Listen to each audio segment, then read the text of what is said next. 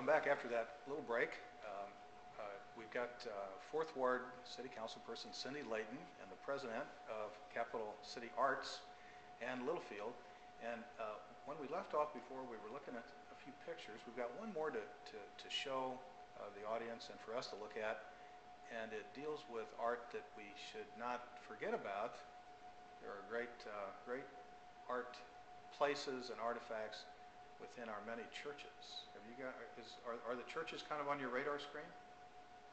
I think they are, and we had a gentleman come before to the public forum and remind us that churches should be on our radar screen, that there's wonderful art in all the churches. And I believe this picture is the church in Old Munichburg, and what an opportunity that is. The churches around Jefferson City have gorgeous stained glass in them.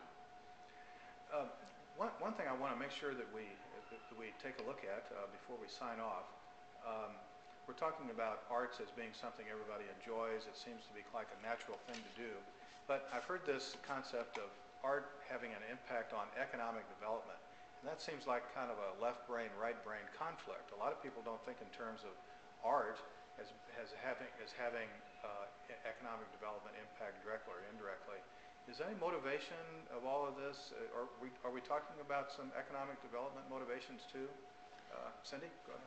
Well, I know when the Chamber did a couple years ago the Market Street study that came in, and part of their strategic plan was to come up with projects and come up with something that could attract not only businesses but young people to our community. So that was a definite need to be developed in our community, was to keep people here or bring them back, the people that have grown up here, or bring businesses here, because when people come to our community, they want to have something to do. And if they see that there's not a lot to do in our community, they're going to go someplace else. It certainly portrays an image of optimism and kind of a refreshing attitude. You know, we have wonderful large state buildings and everything. We have state government, but and do you think a more vibrant arts experience? Do you think it's got some economic development impact?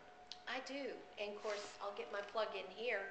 Capital Arts just opened a gallery and studio space this past weekend, and we hope to generate some economic viability through people taking art classes and coming to buy artwork, and that also gives the artist a place to show their work and sell their work. So I think everybody benefits. The more art we bring to Jefferson City, the more people will want to be residents of it, and the more all the rest of us will have fun things to do. Well, Cindy, in the next few weeks, by the time the show is broadcast, we may know the fate of your proposed ordinance. So best wishes in that regard. I think we can all agree that energizing art in the community is generally a good thing. I think the experience of having government actually involved in that process is something that's a little bit new, but it's something that we look forward to working with everybody on, and I really appreciate the involvement of the private sector helping government kind of figure out what to do. Thanks for watching. Once again, thanks to Cindy Layton, council person working on this project, and Ann Littlefield, president of Capital Arts. Thanks for spending some time with us, and have a great evening.